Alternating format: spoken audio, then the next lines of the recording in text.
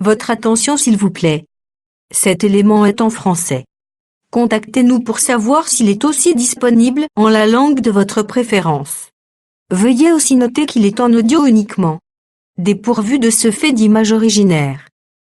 À présent, nous vous convions à suivre, depuis christequality.com et évangile-éternel.com, la rubrique Bible mot à mot, ou l'explication prophétique de toute la Bible, livre par livre, chapitre par chapitre, verset par verset, mot à mot. Elle est présentée aujourd'hui par le Dr Jean-Pierre Moubenga, ministre de l'Évangile éternel.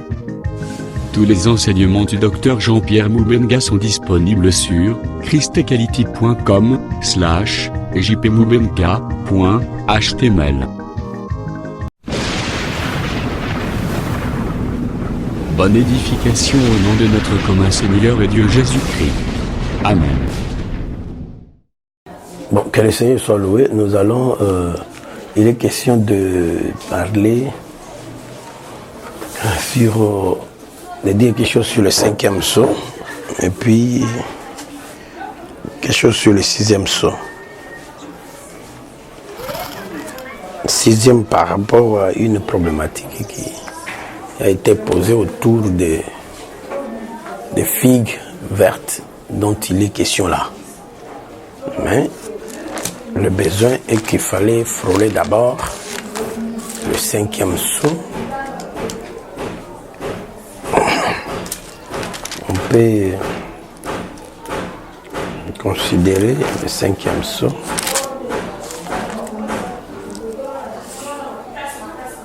Apocalypse 6, on lit. Lisez le verset 9 jusqu'à la fin du 6e sceau. Quand il ouvrit le 5e sceau, j'ai vu sur l'autel les âmes de ceux qui avaient été immolés à cause de la parole de Dieu et à cause du témoignage qu'ils avaient rendu. Ils crièrent d'une voix forte en disant: jusqu'à quand, Maître saint et véritable, tardes-tu à juger et à tirer vengeance de notre sang sur les habitants de la terre? Une robe blanche fut donnée à chacun d'eux, et il leur fut dit de se tenir en repos quelque temps encore, jusqu'à ce que fût complet le nombre de leurs compagnons de service et de leurs frères qui devraient être mis à mort comme eux. Je regardai quand il ouvrit le 6e sceau, et il y eut un grand tremblement de terre. Le soleil devint noir comme un sac de crin, la lune entière devint comme du sang, et les étoiles du ciel tombèrent sur la terre, comme lorsqu'un figuier secoué par un vent violent jette ses figues vertes.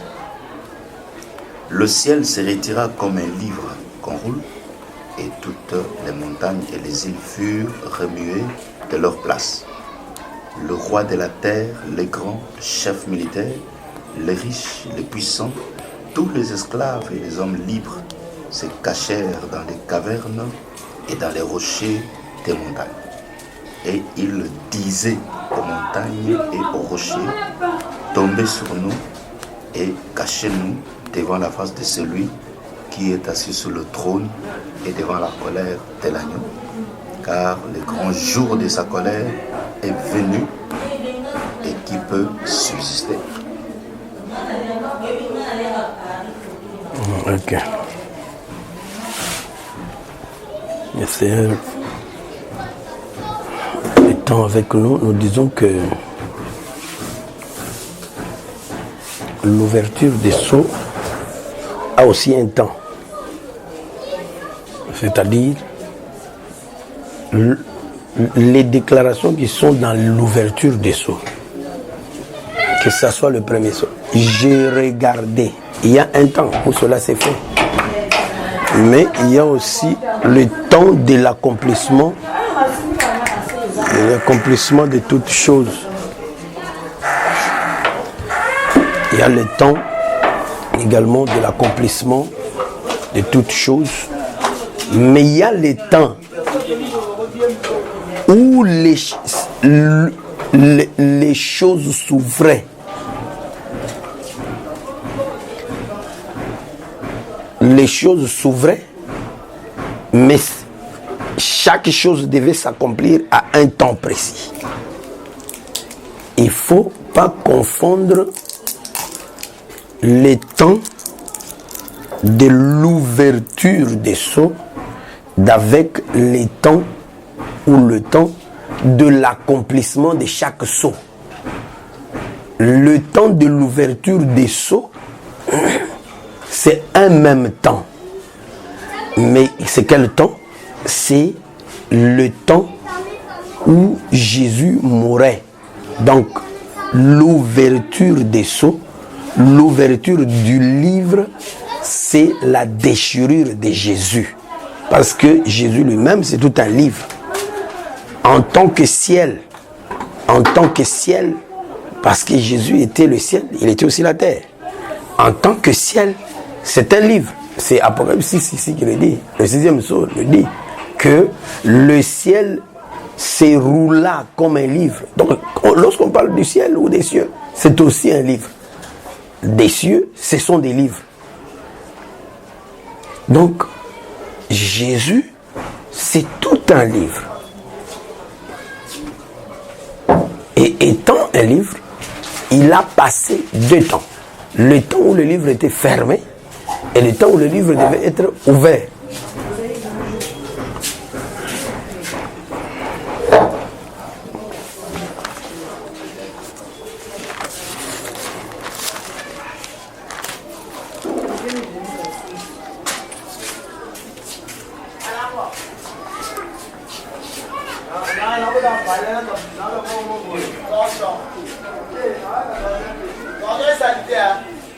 Nous pouvons emprunter plusieurs voies pour remarquer cela. Si du moins tout le monde comprend que Jésus était le ciel qui est descendu sur la terre,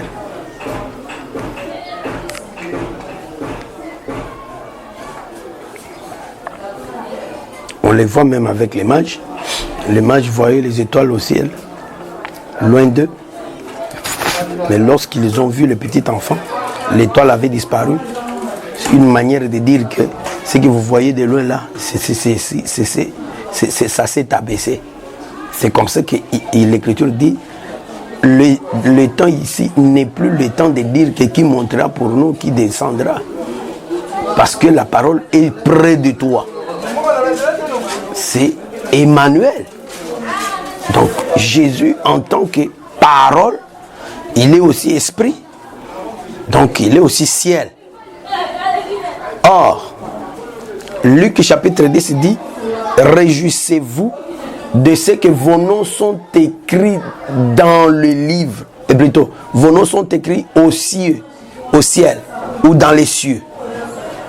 Les noms écrits dans les cieux, d'abord, même par le terme nom, on peut comprendre que les noms écrits dans le ciel, ce ciel-là, c'est pas, je ne sais pas quelque part là, mais c'est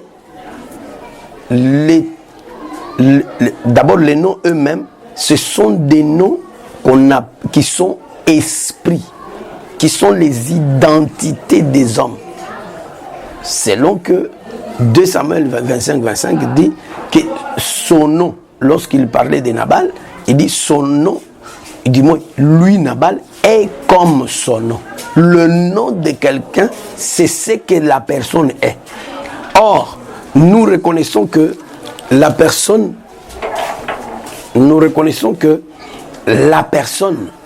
une personne, n'est-ce pas, c'est un esprit. Un esprit dans le sens que le corps d'une personne n'est pas la personne, c'est la maison où cette personne habite. Les démons même connaissent ça. Lorsqu'ils sont sortis d'un homme, Matthieu chapitre 12, ils ont dit, nous retournerons dans notre maison. Ils comprennent que non, en fait, le corps d'un homme, c'est une maison. Mais la personne elle-même, c'est un esprit. Donc, ce qu'on appelle l'esprit et l'âme. C'est ça l'homme. ce que nous appelons l'homme intérieur. L'esprit là. Et l'âme. Donc le nom de quelqu'un, c'est l'esprit et l'âme. Et là, nous comprenons que lorsqu'on dit que les noms sont écrits dans les cieux, ce sont des portions d'esprit qui composent quelque chose. Cette chose, nous allons le retrouver dans Genèse chapitre 5, où nous voyons nous parler du livre. Parce que déjà Apocalypse 6 nous a dit que les noms sont écrits dans le ciel. Et le ciel, c'est un livre. Pourquoi? Parce que Genèse 5 a dit que voici le livre de la postérité d'Adam. Lorsqu'on veut citer les noms des fils d'Adam, on les met dans un livre. Et ce livre-là, c'est un livre qui est composé d'une postérité. Ce n'est pas plusieurs postérités, une postérité. La postérité, c'est l'ensemble, n'est-ce pas, des enfants qui sont sortis d'eux. Et là, nous le voyons effectivement avec Romains chapitre 9, versets 7 ou 8. Et même le verset 11. Pardon, apôtre.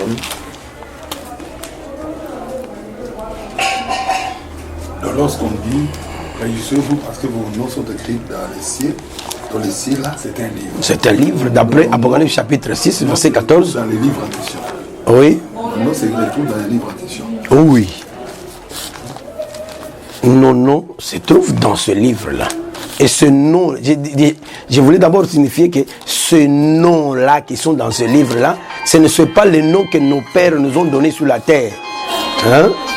Ce ne sont pas les noms que nos pères nous ont donnés sur la terre, mais ce sont des portions d'esprit.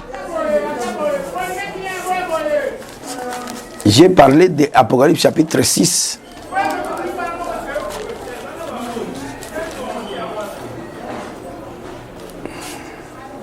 Verset 14, il dit, le ciel se retira comme un livre qu'on roule. Donc le ciel, c'est un livre, d'après cette écriture. Et toutes les montagnes et les îles furent remuées de leur, n'est-ce pas, de leur place. Donc, un livre.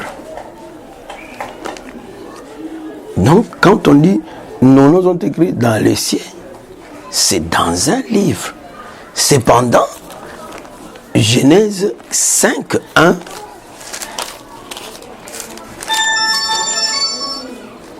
Genèse 5, 1 fait une déclaration. Voici le livre de la postérité d'Adam. Lorsque Dieu créa l'homme, il le fit à la ressemblance de Dieu. J'ajoute un autre terme. Je dis que le livre étant le ciel, mais nous voyons quand même que Adam avait un livre où étaient écrits les noms de ses enfants. Et parmi ses enfants, ici, on n'a pas parlé de Caïn. Pour montrer que Caïn, à la vérité, n'était pas enfant d'Adam. L'Adam d'Apocalypse 5. Et plutôt, l'Adam de Genèse 5. Dans Adam de Genèse 5, il a vu ses fils cités. Seth, Enoch, etc. Donc, pour montrer que... Là, c'est Caïn selon l'homme intérieur. Oui, c'est ce que je veux dire, que il ne fait pas partie de la postérité d'Adam. Parce que la postérité, c'est la postérité qui représente le livre. Parce que dans la postérité, il y a des enfants qui sont nés. Donc les enfants, ça veut dire il y a la nature du Père qui se perpétue dans les enfants. C'est pourquoi Romains 9, j'ai évoqué aussi Romains 9, pour dire que là, à partir du verset 7, il est écrit que pour être la postérité d'Adam, d'Abraham, mais ils ne sont pas tous ses enfants. Romains 9. À partir de 7. Donc, on peut être la postérité de quelqu'un sans être ses enfants, son enfant. En fait, il y a deux types de postérité. Par rapport à Abraham,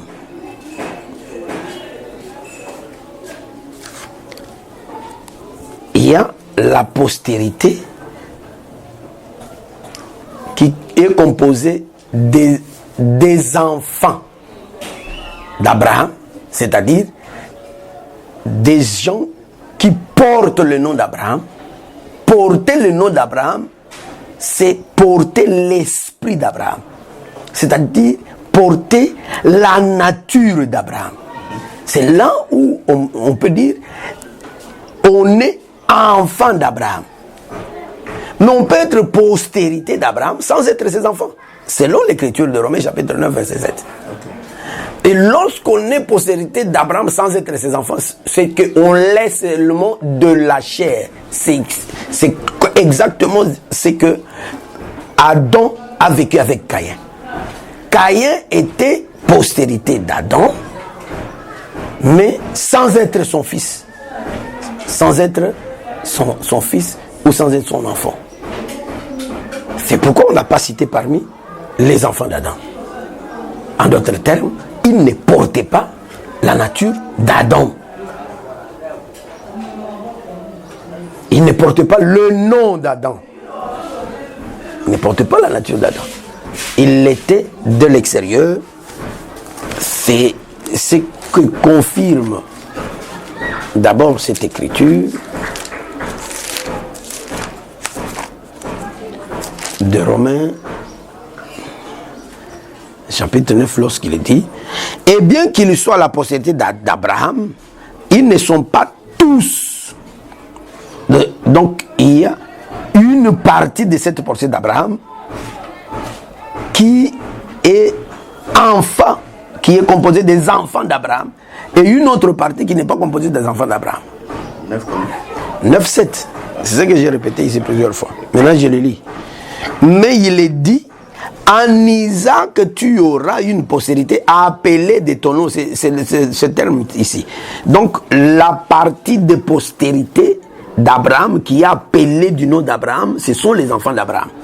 Mais la partie de la postérité d'Abraham qui ne sont pas appelés du nom d'Abraham ne sont pas enfants d'Abraham. Quoi qu'il soit, postérité. C'est exactement, c'est le même jet qui s'est répété en Adam le premier. Adam le premier a eu Caïn, mais il n'est pas compté dans la postérité qui est appelée du nom d'Adam.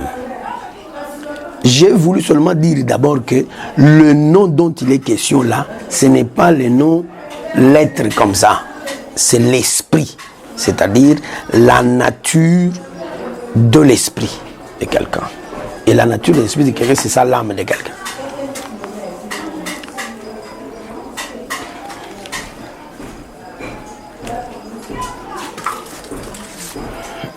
C'est ici où Dieu a fait qu'il y ait des enfants du malin et qu'il y ait des enfants de Dieu. Voilà pourquoi, dans la circonstance de Jean chapitre 8, le Seigneur a appelé les enfants d'Israël qui étaient en ce moment-là et qui manifestaient la nature de Caïn. Il les a appelés, vous avez pour père le diable. Parce que c'est cet Israël-là qui était Caïn. Okay.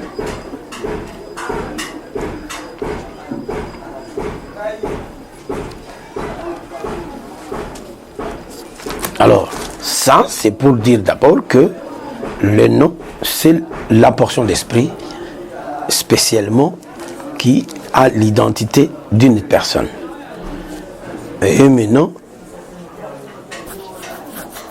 outre l'esprit, ce que nous avons appelé le nom ici, disons que le livre étant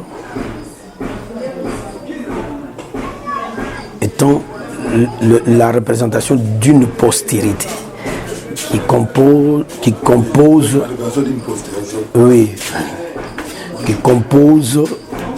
qui est composé des enfants. Des enfants. Le livre, c'est là. Le livre, c'est la postérité, la représentation de la postérité, une postérité. C'est pourquoi il est dit le livre de la postérité d'Adam. Dans ce livre-là, il y a la postérité. Pas plusieurs postérités, une postérité. Maintenant, dans la postérité, il y a plusieurs enfants. C'est là où on parle des noms. C'est plusieurs enfants-là qui forment le nom. Qui forment le nom.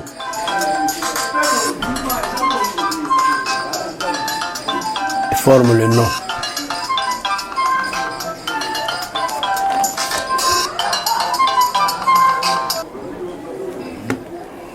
Donc,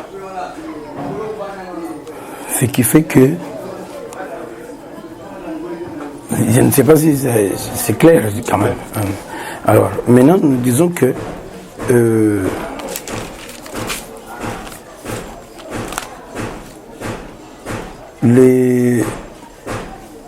ce qui est comme postérité, dans la postérité, il y a des enfants, dans les enfants, la petite postérité, ça forme le livre. C'est comme ça que nous avons invoqué Luc chapitre 10. Alors, ici nous disons que pourquoi nous avons parlé de ça? C'est parce que nous voulons dire que le livre lui-même, Un moment par rapport à l'œuvre de la croix. oui. Donc, la première démarche que j'ai faite ici, c'est pour montrer que le livre, c'est la personne de Jésus. Parce que cette personne de Jésus, c'est une postérité. Voilà pourquoi Galates déclare, si nous quittons Genèse 5, nous pouvons maintenant atterrir sur Galates.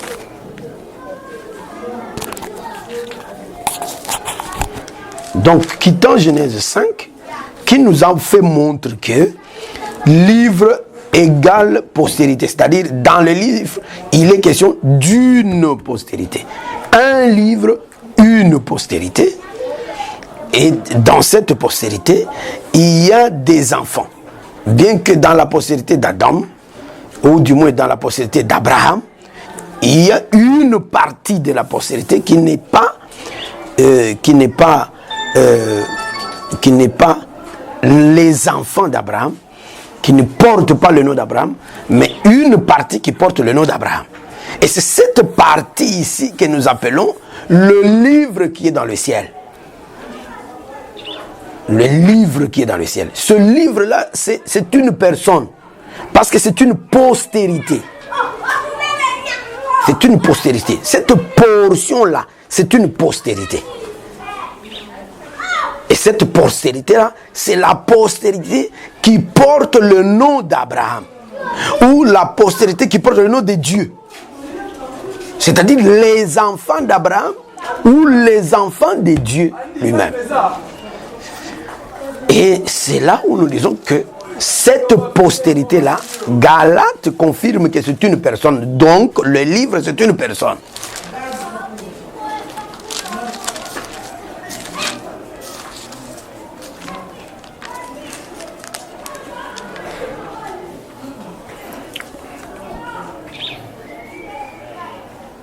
Galates 3,16. Galates confirme que la postérité, c'est une personne. C'est ce que vous dites. Oui, Galates confirme que la postérité, c'est une personne. La postérité, c'est une personne comment? Parce qu'il est dit, or, verset 16, les promesses ont été faites à Abraham et à sa postérité. Et il n'est pas dit et aux postérités, comme s'il s'agissait de plusieurs, mais comme il s'agit d'une seule, et à ta postérité, c'est-à-dire, postérité c'est à Christ. Donc Christ en tant qu'une personne, postérité, une personne, c'est que c'est un livre, le livre c'est une personne. Galates combien? Galates 3,16. Et à sa postérité. Et à sa postérité, c'est-à-dire à Christ. Donc, cette écriture est claire que Christ, c'est la postérité dont il est question. Or, dans la postérité, il y a plusieurs enfants. Et c'est encore Galates qui peut encore le confirmer. Galates chapitre 4, cette fois-là, le verset 28. Il y a qu'une seule postérité. Une seule postérité. Cette postérité qui est Christ, c'est la postérité qui porte le nom d'Abraham. Il faut souligner ça très, très fort. Qui porte le nom d'Abraham. Dans la postérité, il y a une partie qui est charnelle. Cette partie n'est pas comptée dans la postérité réelle. Parce que la postérité véritable, c'est la partie de la postérité qui porte le nom d'Abraham. C'est ce que l'écriture de Romains 7 explique lorsqu'elle dit que malgré qu'ils sont la postérité d'Abraham, mais ils ne sont pas tous ses enfants. Pas tous. C'est-à-dire il y a une partie dans la postérité qui fait partie des enfants d'Abraham. C'est cette partie-là qui est réellement la postérité. C'est à cette partie-là qui est tout un livre appelé Christ.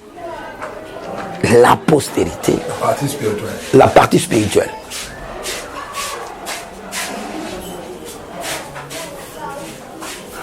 Ce sont des choses qui s'expliquent. S'il faut aller en détail, ça peut nous amener un peu loin, mais ça va évoquer la notion d'élection, des deux types d'élection. Parce que en Israël, quand on dit tout Israël sera sauvé, ce n'est pas tout Israël physique comme ça, 1, 2, 3, 4, non. C'est tenant compte de l'élection avant la fondation du monde. Parce que c'est de cette élection-là qu'il est question dans le livre de la postérité, qui doit porter le nom d'Abraham, ou le nom de Dieu lui-même. C'est-à-dire la nature de Dieu. Quand je dis nom, ce n'est pas les lettres. Non, ça veut dire la nature de Dieu. Quand je dis le nom d'Abraham, c'est la nature d'Abraham. Quand je dis le nom de Dieu, c'est la nature de Dieu. Donc, c'est comme ça.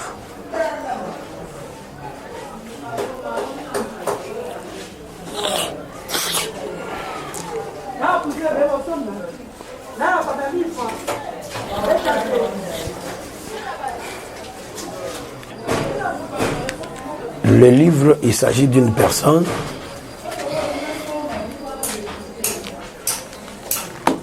un autre témoignage peut être le livre peut être mangé. On mange aussi les livres, n'est-ce pas? Les livres qu'on a mangés, par exemple en Apocalypse chapitre 10, c'est la parole. Mais la parole, c'est toute une personne. Et donc, le livre, c'est une personne.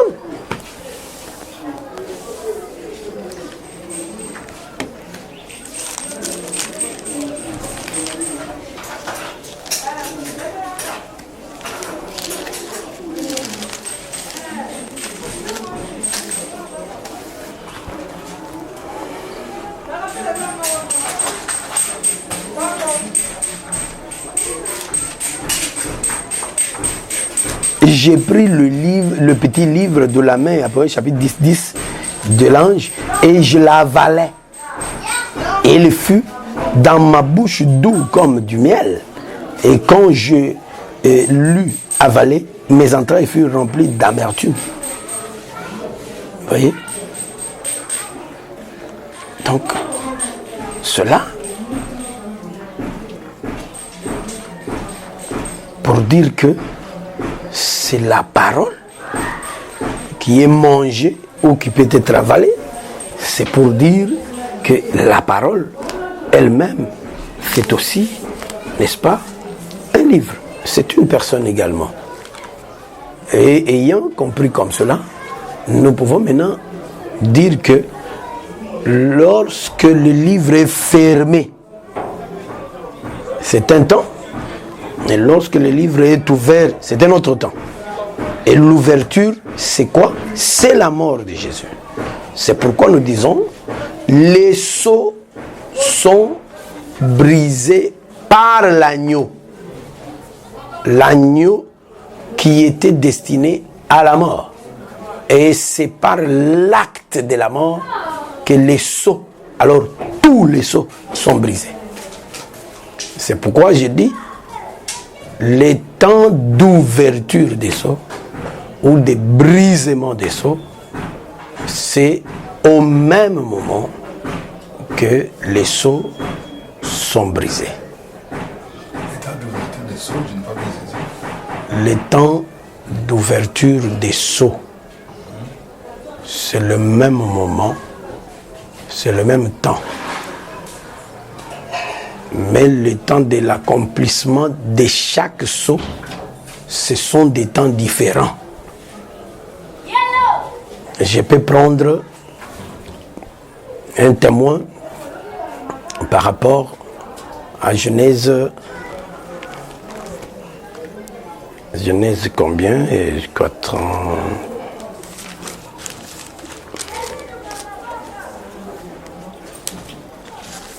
Genèse.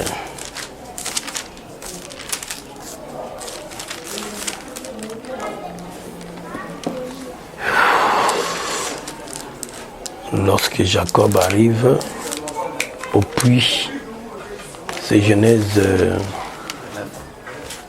29. Hein?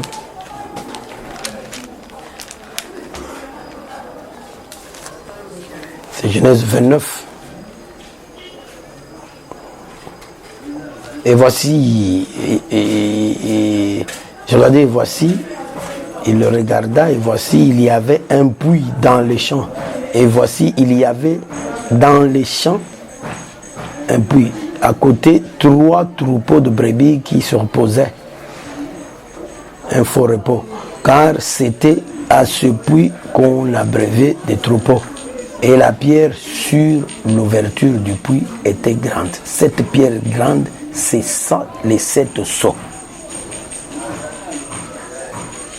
Tous les troupeaux se rassemblaient là. On roulait la pierre dessus l'ouverture du puits. On abreuvait les troupeaux. J'ai commencé au verset 1er, maintenant je suis au verset 3. Et l'on remettait la pierre à sa place sur l'ouverture du puits. Enlever la pierre, remettre la pierre, c'est ce qui a été accompli également dans le livre de Luc chapitre 4, où Jésus est entré dans la synagogue, il a pris le rouleau qui était fermé, il l'a ouvert, il a lu, et puis il l'a roulé encore. Il l'a remis.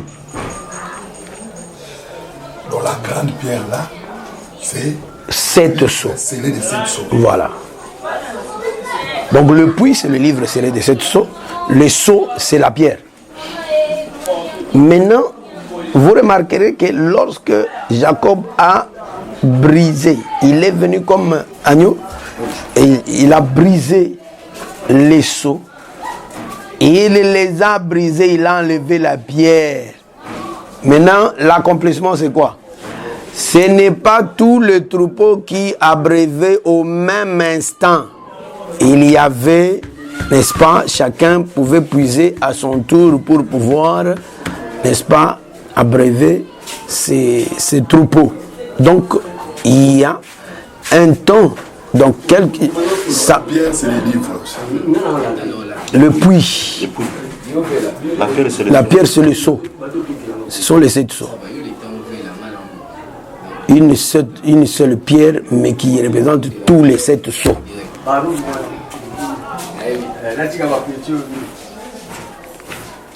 Le puits, c'est les livres. C'est le livre. Quand le puits est scellé, c'est le livre scellé. Quand le puits est ouvert, c'est le livre ouvert. Ce sont les 2 temps dont nous voulons parler.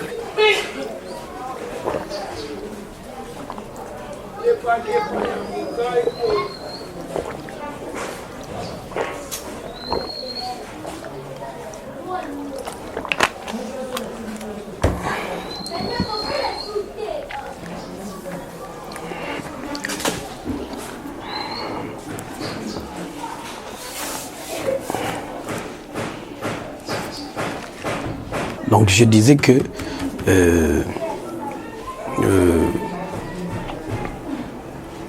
l'objectif dans ce que nous avons évoqué dans Genèse 29, cet objectif-là, c'est de montrer simplement que la pierre est ôtée par un même acte, mais après cet acte-là, quand les gens ont commencé à puiser pour boire, ils boivent progressivement, ils servent les animaux progressivement.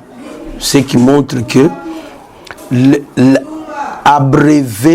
abréver progressivement parle normalement, n'est-ce pas, de... On ouvre la pierre une seule fois. Une seule fois, on ouvre la pierre. L'ouverture de la pierre, c'est ça, l'ouverture des seaux. C'est l'œuvre de la croix. Maintenant, le fait que chacun se sert en son temps, c'est ça l'accomplissement des sceaux. L'accomplissement des sceaux. Ça commence par l'Église. Comment l'Église a été servie, et puis et toute la suite aussi. Donc, ce qui fait que la chose est là, dans ce sens-là. Je crois que c'est clair, je ne sais pas si c'est pas clair. Si c'est clair, on peut avancer. Donc, j'ai voulu dire ça pour confirmer que il ne faut pas confondre le temps de l'ouverture des sceaux avec le temps de l'accomplissement de chaque sceau. Chaque sceau s'accomplit en son temps, mais l'ouverture se fait par un même acte, la mort de Jésus. Il n'y a pas une autre chose. C'est comme ça que nous allons encore mettre un sceau pour dire que l'ouverture, il n'y a aucune personne sur la terre qui peut ouvrir les sceaux. C'est seulement l'acte que l'agneau avait fait. Or, avant que cet agneau ne se fasse, on a cherché partout, on a inspecté au ciel, on a inspecté sur la terre et sous la terre. Il n'y avait personne qui pouvait ouvrir les sceaux. C'est-à-dire qui serait capable de mourir pour les autres, pour l'humanité, pour le salut de l'humanité. Il n'y avait personne. Et cela revient à dire que il n'y a qu'une seule personne qui a ouvert les sceaux, et il l'a ouvert au même moment, d'un seul coup. Et c'était l'ouverture des sceaux. Mais l'accomplissement de chaque sceau, ça s'est fait par rapport, n'est-ce pas, au programme divin. Il y en a qui s'accomplissent au temps de l'Église, et il y en a qui s'accompliront après que l'Église soit partie. Tout cela, c'est toujours l'accomplissement des sceaux. C'est toujours l'accomplissement des sceaux.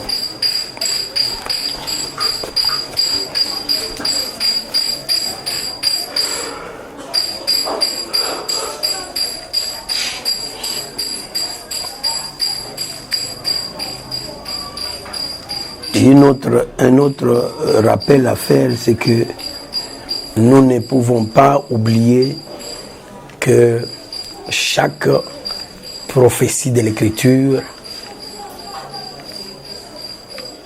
a deux tâches à accomplir principalement. La première, c'est que la prophétie de l'Écriture est appelée à s'accomplir. Mais au-delà de l'accomplissement, deuxième tâche, la prophétie de l'Écriture est appelée, n'est-ce pas, à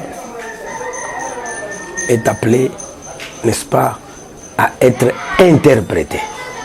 Donc, la prophétie peut s'accomplir, mais elle peut aussi être interprétée. L'interprétation et l'accomplissement sont deux choses différentes.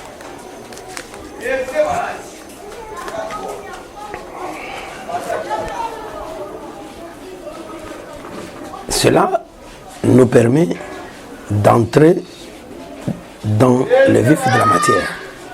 Quand il ouvrit le 5e sceau, j'ai vu sous l'autel les âmes de ceux qui avaient été immolés à cause de la parole de Dieu et à cause du témoignage qu'ils avaient vu.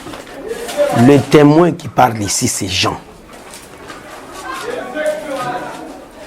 Tout ce qui est dans ces 2 sceaux-là, Jean les a vus au moment où il était dans l'île de Patmos. C'est écrit dans l'Apocalypse chapitre 1er. Apocalypse 1er. Dit dans le moment où Jean voit ces choses. Il a vu ça en vision. Mais l'accomplissement de ces choses, quand il voit ça en vision, il se réfère au jour du Seigneur. Il se réfère plutôt à l'ouverture des sceaux. Lui voit ça dans la vision. Mais il voit ce qu'il voit là, c'est quelque chose qui venait de se faire déjà par rapport à la croix de Jésus. Parce que quand Jésus était mort sur la croix, il a dit, Père, tout est accompli. Mais il n'a pas révélé tout là qui était accompli. Jean voit les choses qui étaient déjà faites, mais qui n'étaient pas encore accomplies. Jean prend ces choses, les révèle. Il parle, il prophétise aussi. Que voilà ce que j'ai vu. Ce que j'ai vu, il n'a pas ramassé ça avant la mort de Jésus. C'est la mort de Jésus qui permet à Jean de voir ça. Si Jésus n'était pas mort, Jean n'allait pas voir ça. Maintenant, Jean est dans la mort de Jésus. Là, il voit les choses et il les révèle. Mais les choses que Jean révèle, les autres étaient déjà. Les autres s'accomplissant en son temps. Et les autres devaient venir plus tard.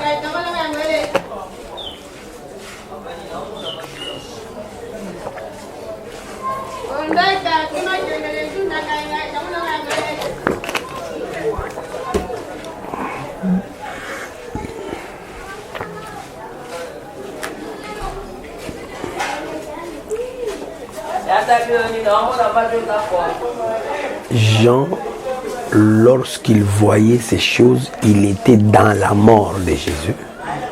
Et il voyait des choses. Il les voit.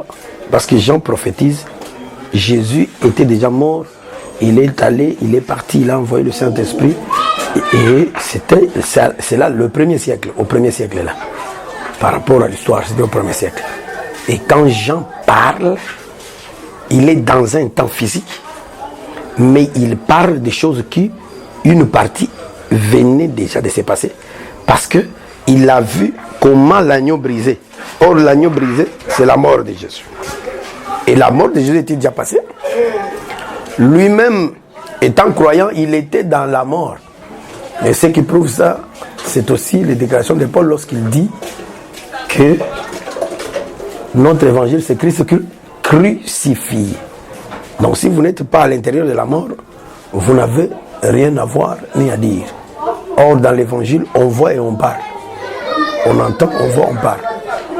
Donc, ce qui veut dire que Jean était dans la mort et là, il révèle les choses qui étaient cachées et qui ont été révélées par la mort, qui ont été annoncées, dévoilées par la mort. Parce que la mort de Jésus, c'est un dévoilement des choses. Mais ces choses-là qu'il venait de dévoiler, il y avait des choses passées, des choses présentes et des choses futures. C'est comme ça que nous disons.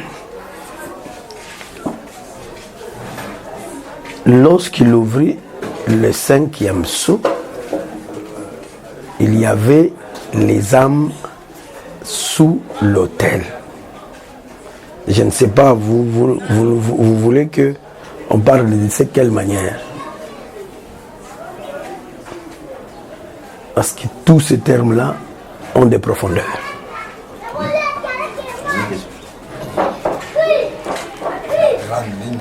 Bon. S'il faut des grandes lignes, on va à l'icône. On dit, j'ai regardé et voici paru plutôt les âmes qui sont sous l'autel de ceux qui avaient été immolés à cause de la parole de Dieu et à cause du témoignage qu'ils avaient rendu. Il y a une grande problématique ici. Ils crièrent d'une voix forte en disant, jusqu'à quand, Maître saint et véritable tardes-tu de juger? Tout ça, ce sont des choses secondaires. La grande chose à situer, c'est d'abord la présence de l'autel, le sous-autel par rapport au sur l'autel. Et lorsque on saisit ça, cela pourra nous aider à voir à quel moment ces événements se font. J'ai fait d'abord montrer que lorsqu'on dit les âmes de ceux qui avaient été immolés à cause de la parole de Dieu, j'ai dit que c'est lui qui parle, il parle au premier siècle, en absolu. Mais les choses qu'il parle, ce ne sont pas seulement des choses du premier siècle. Il y avait des choses qui étaient déjà passées, qui sont et qui viennent. Dans ce qu'il dit. Je ne vais pas retourner dans ces déclarations introductives au chapitre 1er. Mais je suis déjà là. Et je dis que ici déjà ça se voit. Les gens qui ont été immolés, quand les gens qui étaient prévus à être immolés, les gens ne sont pas immolés seulement à un même moment. Ce serait de l'aventure si on les déclare comme ça. Il y a des gens qui étaient immolés avant la mort de Jésus. Il y a des gens qui ont été immolés après la mort de Jésus. Il y a des gens qui seront encore immolés. La preuve, c'est d'abord là, la première preuve, c'est qu'il dit jusqu'à quand Maître saint et véritable tardes-tu de juger et attirer vengeance de notre sang sur les habitants de la terre. Il leur fit du quoi? Et une robe blanche fut donnée à chacun d'eux, et il leur fit dit de se tenir en repos quelque temps encore, jusqu'à ce que... Et ils sont déjà morts. Mais on dit, attendez que les autres aussi meurent comme vous. Et donc, les gens ici ne sont pas morts au même moment. Et il faut maintenant identifier les différents moments de la mort de ces gens ici. Qui sont ces gens qui sont morts, immolés à cause de la parole de Dieu et à cause du témoignage qu'ils avaient rendu.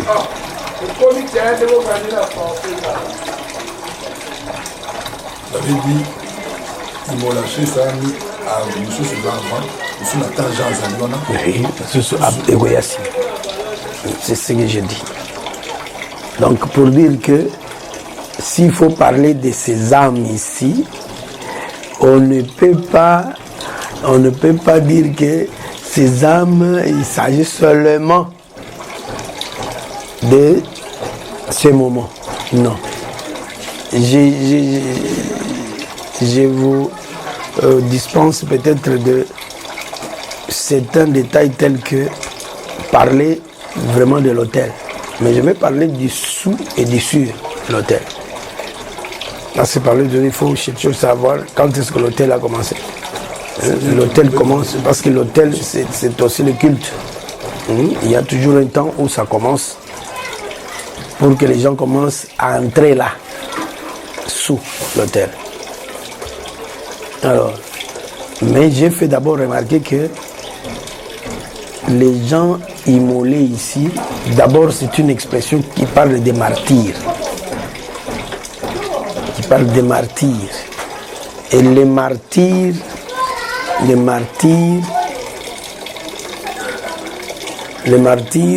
c'est une...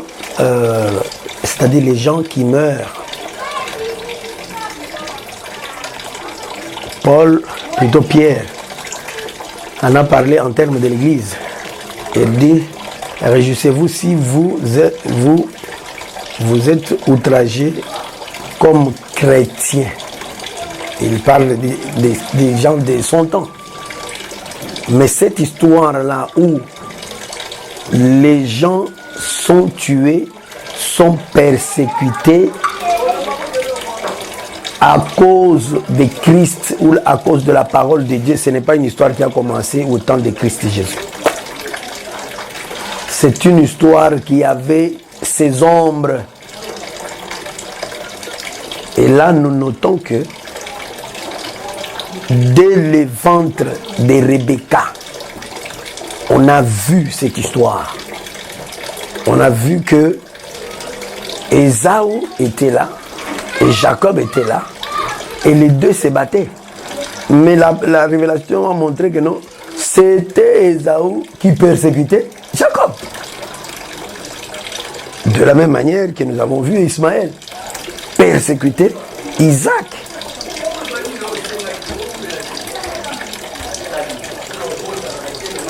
Et sur la terre parmi les nations. Parmi les nations. D'abord, qu'est-ce qui fait que Ésaü persécute Jacob? C'est parce que Jacob a la promesse. Qu'est-ce qui fait qu'Ismaël persécute Isaac? C'est parce qu'Isaac a la promesse. La promesse, c'est quoi? C'est la volonté de Dieu. La promesse, c'est la parole de Dieu. C'est la présence de la parole. Mais parmi toutes les nations ici, nous avons vu une nation qui a porté la parole ou les promesses. C'est clair. Avec Deutéronome chapitre 6, 7. Si ce n'est pas 7, 6. Et Romains chapitre 9. Verset 3 à 5. Qui montre qu'il n'y avait qu'un seul peuple qui avait des promesses. Qui avait toute la richesse de Dieu. C'est la jalousie qui fait ça. Lorsqu'on voit un peuple portant la richesse et que les autres n'en ont pas, ils seront jaloux. Parce que charnel, c'est comme ça que toutes les nations étaient jaloux contre Israël. Le premier à subir,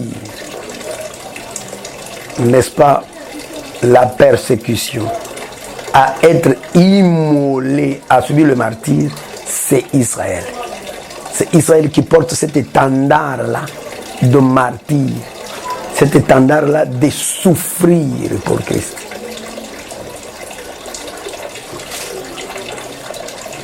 Il y a encore des ombres avant ça. Avant Israël, comme nation, il y a eu des individus. Nous avons vu Caïn tuer Abel.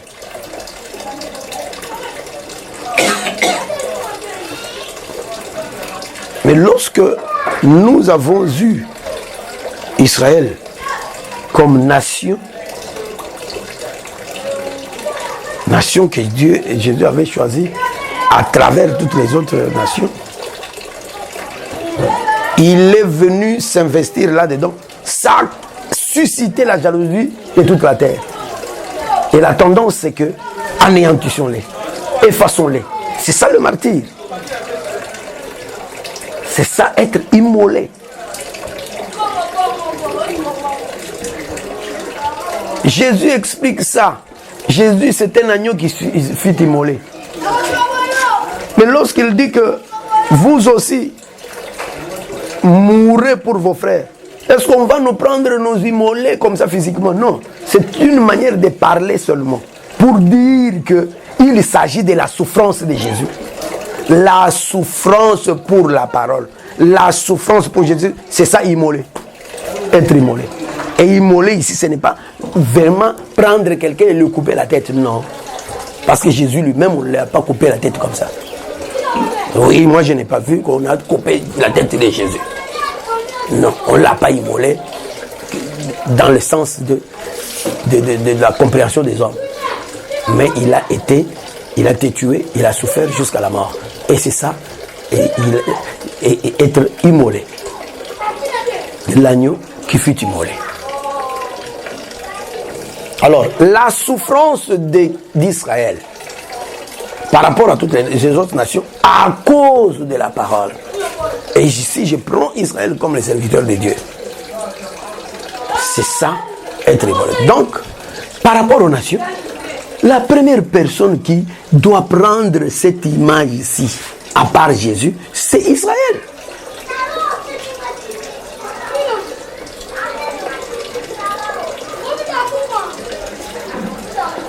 Même quand ils étaient encore très peu nombreux.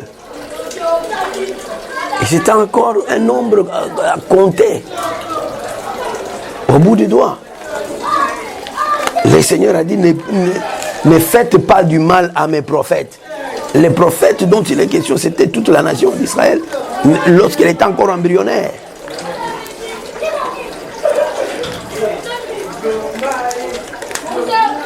C'est quelle référence? Ne touchez pas, c'est 105.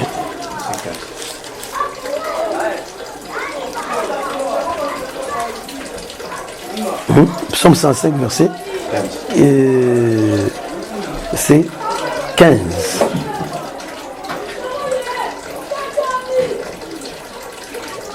Je commence au verset 12. Ils étaient alors peu nombreux. Qui? Je remonte au verset 11. Disant, je te donnerai le pays de Canaan comme héritage. Verset 11 à 15. Je te donnerai le pays de Canaan comme héritage qui vous est échu. Ils étaient alors peu nombreux. Très peu nombreux. Et étrangers dans le pays. Ils allaient d'une nation à l'autre et d'un royaume vers un autre peuple. Mais il n'est permis à personne de les opprimer. Pourquoi? Parce que la tendance de tout le monde était de les opprimer. À cause de quoi? À cause de la promesse. Voilà les martyrs. Vous avez dit les premiers martyrs, c'est Jésus et Israël. J'ai dit le premier martyr, c'est Jésus. Jésus doit être le premier en tout. Mais avant lui, physiquement, c'était Israël qui a fait ça.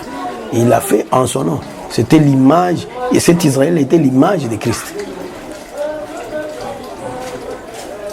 Il dit, mais il n'est permis à personne de les opprimer.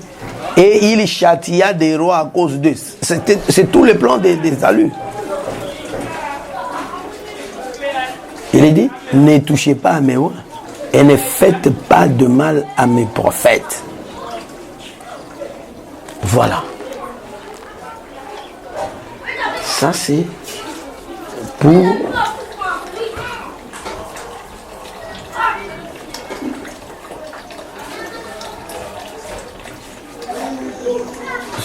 pour montrer qu'il y avait cette inimitié qui a été prônée depuis Genèse 3. Donc Israël l'a accompli en lui, étant toujours dans l'ombre.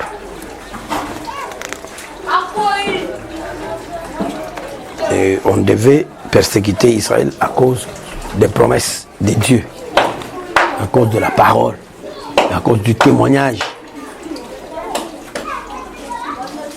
qu'ils avaient rendu. Les prophètes ont rendu ce témoignage.